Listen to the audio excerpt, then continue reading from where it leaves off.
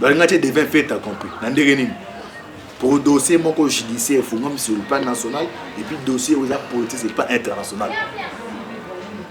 justice ko boka makama ministre justice boka yango susu na tout le monde ministre justice boka yango susu ntosa ma mioso wana donc tu sais que a remplacer monsieur ministre justice ya PPD jour oyo makamuti da ba lambion na laboratoire so na yo ba olongo na biso ntazo ko délégation na miongo c'est gilet palou yo mona na niveau ko ya Congo central au gouverneur na bazo menacer dit était intervention teke di mo bino ko bangelo OK bon tu ko de mais ah mama gilet palou c'est le même gilet palou ko o balena amer coalition mo eza agitation eza ko sale yo zo bato la muka era batala muka na eti nzolo pour dire RDS comme on a été au lekan na TV mutala yo zo batala muka ezu batu ya kamere batu mo INC ona et yo ni pena nes jeune on a no Billy Kambale ministre à lekan na TV que non na démissionné na tout no ministre on se fout d'abord comme bonjour, bonjour, bonsoir, bonsoir, na balandino soya. Jésus Miracle TV, mbote na bino, mbote bozali belé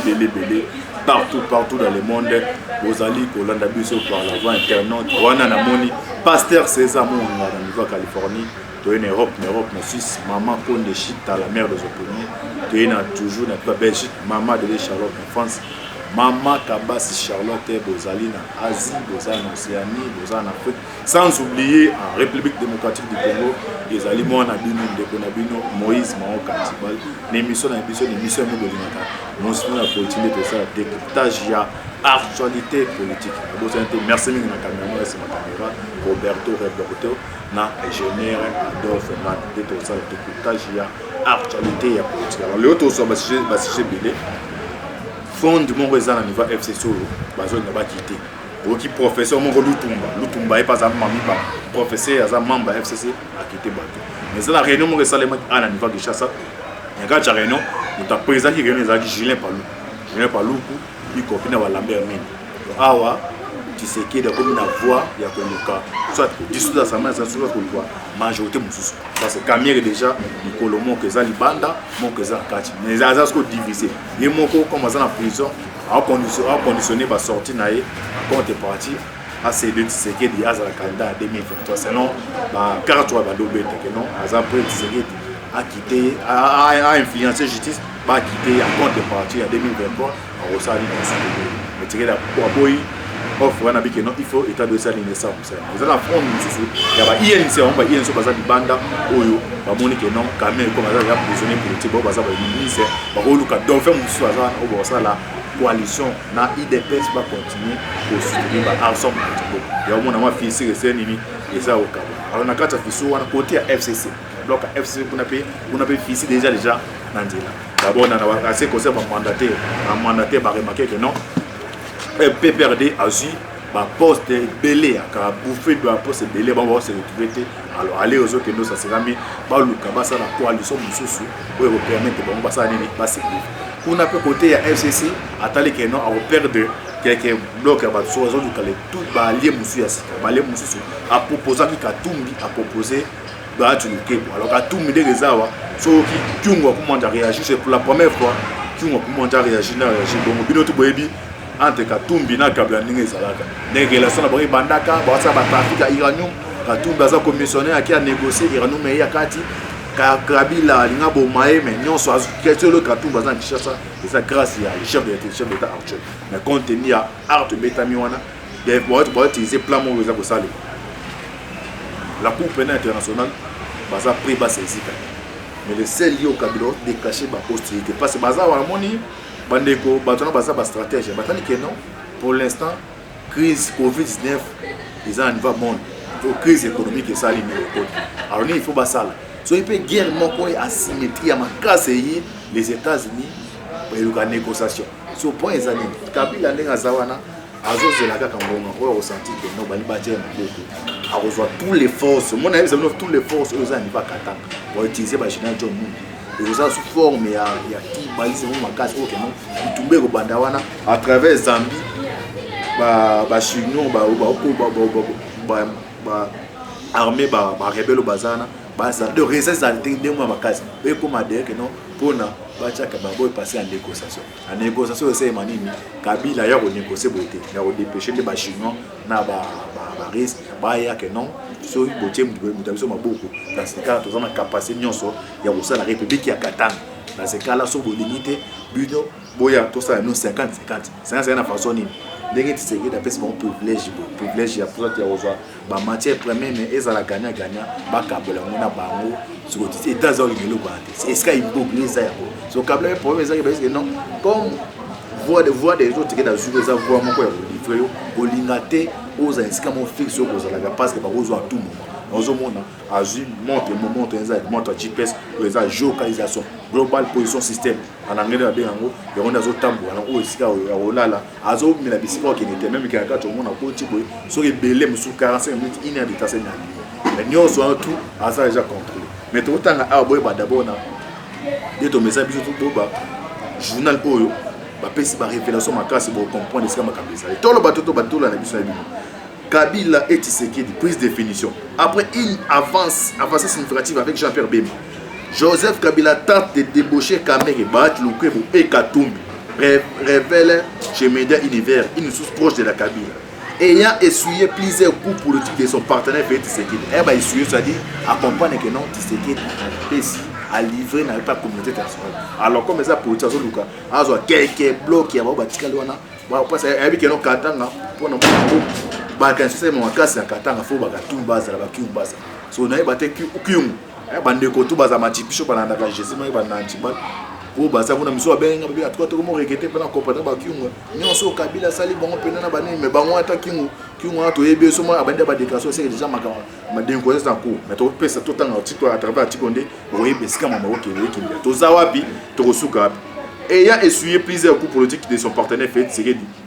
ces derniers temps Joseph Kabila met en marche une machine pour anéantir le chef de l'État et stopper ses marges de manœuvre. Pour l'ancien président de la République, la coalition avec Félix Tshisekedi devient indésirable. C'est ça les termes utilisés dans la politique. Qui a monté to compter sur qu'on a été. Ceux qui ont fait un jour, n'a pas besoin comme moi la moitié, alors photo to Kabouane, pas au Kabouane, na politique sur Kabouane, il faut du capé à l'Oazamakas. Alors, force est besoin de venir à Katanga. On a un notable leader à Katanga et Katumbi, n'a pas pu. Alors, tous les années pour la négocier. A Tini d'abord au Katoune, au général au bateau, le Moulenani, des faits pardonnant John nous m'a dit que c'est pas Katumbi. Mais c'est comme si, non, Katumba boy, mais à travers par petit coup, les messages sont comprendre ce que Kabezali, toujours qui n'est pas plutôt que ce que d'abord. Pour l'ancien président de la République, la coalition avec le Tshisekedi devient indésirable et trop risqué. C'est ça les termes utilisés. Et trop risqué. Parce que je tourne au talent, je tourne risque à moi et Kabila, je monte la monnaie. Mais ce que je monte, tout le monde a la majorité, mais non, des coalitions bandées comme indésirable et comme trop risqué. Pour l'ancien président de la République, la coalition avec Félix Tshisekedi devient indésirable et trop risqué. Vigilant et clairvoyant, Kabila a peur de la justice nationale et internationale qui monte en flèche. Les raïs sait également que Félix Tshisekedi est prêt pour les livrer à la CPI où le procureur général collecte déjà les éléments afin d'enclencher les dossiers. Bandeko, tozola. Ndega toyebisa bino mama Kamere bandaka ba to banon bandaka la zungai neza mo batuke Kamere ba kangai mutu no benga tuna wala Tshisekedi a du pouvoir et ça c'est 6 mois daga na ba chaîne na ça no Kamere a yibi mbongo ba kangai mon ka benga bia wana lokuta yo ba Tshisekedi benda na Kamere to sukende ndemo to banika makambo to ça vos informations en temps réel Tolanda dans une sphère politique congolaise pleine d'opportunistes. Kabila est un joueur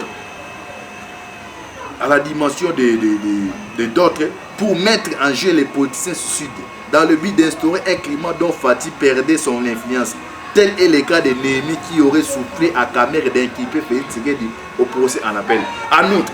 Fati ne veut pas laisser sa vie pour une majorité qui croit utile à sa politique du peuple d'abord. Selon une source proche du pouvoir, Tshisekedi aurait donné l'ordre pour une instruction judiciaire dans l'affaire Bukanga Londo et Jekamine. moi est-ce que ma camisa ya ngo ne tout ça ba de baso comprendre abongi siko juste malembe siko babi que non pour e ka bukanga de chez Kabila yo ba utonaka alba yuma non c'est lui Kabila donc ngati devient fait à compris na ndenge nini pour dossier moko judiciaire faut même sur le plan national et puis dossier aux politique c'est pas international justice siko boka makama ministre de justice boka yango susu na tout le monde ministre de justice boka yango susu ntosa ma mioso wana donc tu sais que a remplacé monsieur ministre de justice ya PPD jour oyo makamuti da ba lambion na laboratoire yo mutaboma lekio na maele. Désormais, c'est clair, le fils biologique de Sphinx veut honorer le combat de son père pour finir avec la Kabila à perte de vitesse. Kabila joue, Tshisekedi joue en son tour. À qui la victoire? Celle Dieu lancée plus que nous. On respecte sa cité au laboratoire, mais on comprend un danger ça pour Beka. Alors, Miko Tuko de Kana, ambassadeur Njita, trois ambassadeurs des États-Unis, Ayambaki, membre de la FCC. Na kati na bango gouverneur Gilet ou azali gouverneur Gilet Paluku. Boye ba que Gilet Paluku aza parmi ba ministre ou amemaka ba gouverneur ya FCC na ni na na oya. Aya ba komi lo mususu ana loba awa ndela ba toujours ba ya na nini ba komi ba tini voiture ya ba yas. Ba yas yezu bango na ba gouverneur na kati ezaki Gilet Paluku. Oya ba kongo ba FCC so menacé ba longola. Ye matuma matu. Wana ba so sisi. C'est clair que non, président, le travail qui n'a pas mais tout le monde sait que il faut travailler pour l'intérêt du peuple. Les bases OP Sabiso, les nous travailler, c'est nos visions, nous avons pour délégation, c'est Gilet Paluku. Il y a un monde dans le niveau à Congo central, où le gouverneur a besoin de menacer. Dit que tu vas checker des mots de nos copains de l'autre, tu vas te sauter, mais maman, Gilet Paluku. C'est le même Gilet Paluku, où il y a un amère. Coalition mo agitation za osale yo zo bato la muka era bato la muka da eti anzolo politique era desko mona te o le kana TV mutala yo zo bato la muka ezu bato ya kameke bato mo INC ona et yo ni pena nes jeune na no Billy Kambale ministre ale kana TV que non na démissionner na tout no ministre on se va foutre d'abord comme ba ministre mo ba avantage on na tout de Billy Kambale wala ali ga ba tebe que non kameke na lignon makasi na yo bon mo la ba fanti mo ba ta yense ba comme langage moni langage ta pe ya ni ya pepe ya ba te pe comme non et comme dictature et neni café ça comme débaucher ba déjà débaucher déjà en réalité yo bisanga net so that exemple ka Billy Kambale ande bazana azana se dingo na ni makelele wa so ministre ya information. Ouais, bah, le bateau. Bah, le banda fanika, bah, ça les bloque, non? Tu démissionnes au gouvernement parce que Kabila jamais pour recevoir ça la bloque. Alors, tous les forces sont en arrière par l'année. So, Kabila, quand on a déstabilisé. Parce que, bon, les asco, l'électoral libre à Tikali, c'est l'amour qui bloque à ma faille. Ouais? Parce que faille, on est à Zana, à Zui Fardo, mon Fardo, Anna. Donc, Fardo, Anna, ils ont donc animé qu'on coupe en bec. Mais quand on comme déjà la déclaration ça contre Kabila position azana ngona ba membre na yo so do benga so ya la muka jamais au bien pas personne n'est pas Kabila qui se donc au chanter na yo na média que non ba débaucher dans les failles ou affaibli pour affaiblir parce en politique faut donc on est là m'attaquer dans les réseaux pour na dimension na akomeli aux agents porteurs pour na ça ni akomeli comme ça on va envisager au diriger mais pour diriger c'est comme un belé parce qu'on est là comme on dit déjà en sincère mon quoi ya makasi na politique jamais go luka ke sous directement et pas ya Kabila parce que bato ado là ba comprendre monde bino ko qui c'est gars nous c'est que pas laisser langage au c'est soit de soit ça non peuple congolais nous avons coalition na ba le monde que on va bloquer à travers malamu alors on a quitté ba dans le scope qui a le qui la mo so bisanga bino ba bloc à faille et on a là des analyses où on va tester pour comprendre ça d'autre so bloc à faille na ba sukande bon ça doit ba conditionner ba ça ba c'est coaliser là bloc au Tshisekedi ouais et c'est ce que imbroglio ça wana mais ce que la nyonso wana mtu aza auteur ou aza interlocuteur valable na bango ou aza officier ou aza démonté comme Kabi hier on a faibli par la justice internationale na justice nationale par Tshisekedi parce que pour consort moni Tshisekedi na consort RDC au salon nyonso me suka nango mokolo ta suka et où tu pas les commandants suprêmes pour donner les chefs d'état avec ça Emmanuel qu'est-ce qui va se passer mais bloc wana déjà boka maté meni ok déclaration mo atangela binoti abike na otu asali ba crime na ye ce que ba ozoé ba zoé tout en attendant binon comme ça pour qu'on même longueur d'onde pour comprendre que nous ma beza tout en attendant nous l'ambé non c'est ça voilà tout en c'est ça pour comprendre ça mon doc il est normal que ceux qui ont fait couler le sang nana couler nana c'est la politique congolaise